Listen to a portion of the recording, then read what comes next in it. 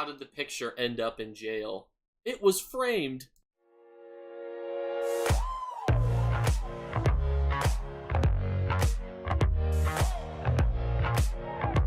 What's going on, YouTube? We're inside the Infinite Archive, inside of Apocrypha, outside the plane of existence to go over our Tuesday vendor. Now, this is obviously going to be one of two vendors because we're also going to talk about the assortment of scripts that you can buy with gold second, because they also reset every Tuesday. But let's jump into this bad boy right here. Let's start with our mythic leads. And we start off with a really annoying lead to get, the hexatonal tacits.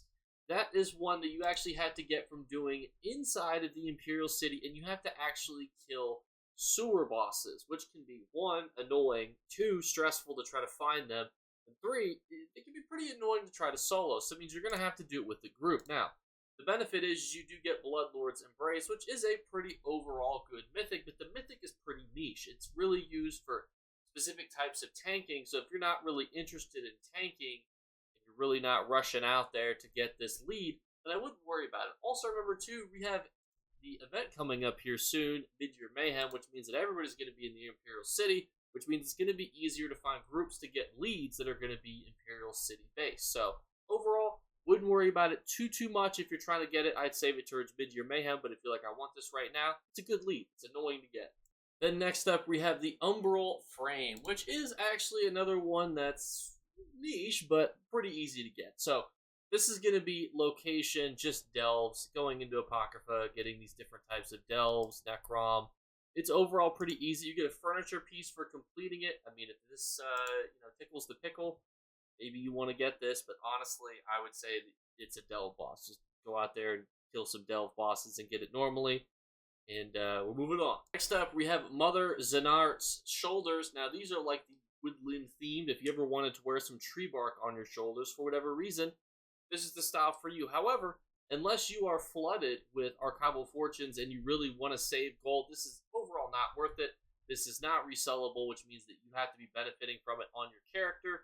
So overall, I would skip the woodland shoulders for this week. What you may not want to skip, though, is the Telvanni Peninsula treasure maps. Now, the Telvanni Peninsula treasure maps are actually not necessarily good for the items that you can resell them for, but for all of the leads that come for different furniture pieces and all skins and different types of things that come from there. I will link to a guide below so you can see just how many leads drop from the Telvanni Peninsula treasure maps.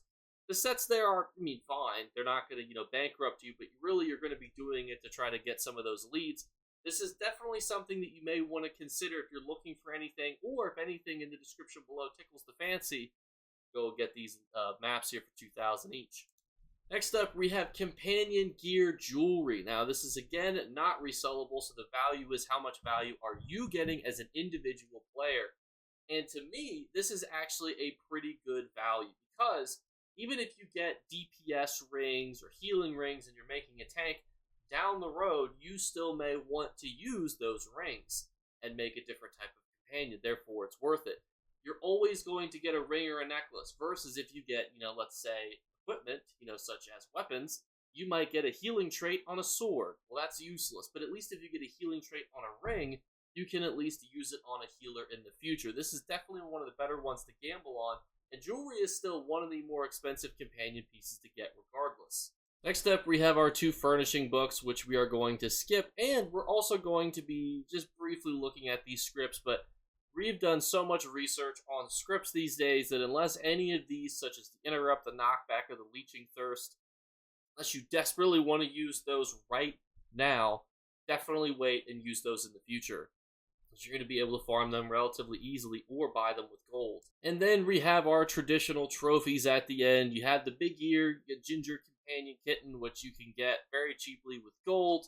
You have the Relic Master Clue, which, please don't buy any clues. And then we finish off with the Unreliable Archival Map, which, it does give the Shattered Mirror Maze face marks, but overall, definitely still a skippable item. And if you thought we were done, but wait, there's more, because inside of the Scholarium, inside of Avivia, you're able to go to this little merchant right here. He's going to give you scripts and things that you can buy with gold. Now, it appears that all of the grimoires are set in stone on buying them, but the scripts on a rotational basis, meaning you can actually buy these here with gold. So are any of these pretty good? And I would say, yeah, flame damage is great. That's a great script to pick up. 40,000 gold is pretty good. War Mage's defense, I don't necessarily think that everybody needs to get, but when you have ones like flame damage, even lifesteal and brutality and sorcery, those are all pretty good. Definitely flame damage, I think, is going to stand the test of time the most.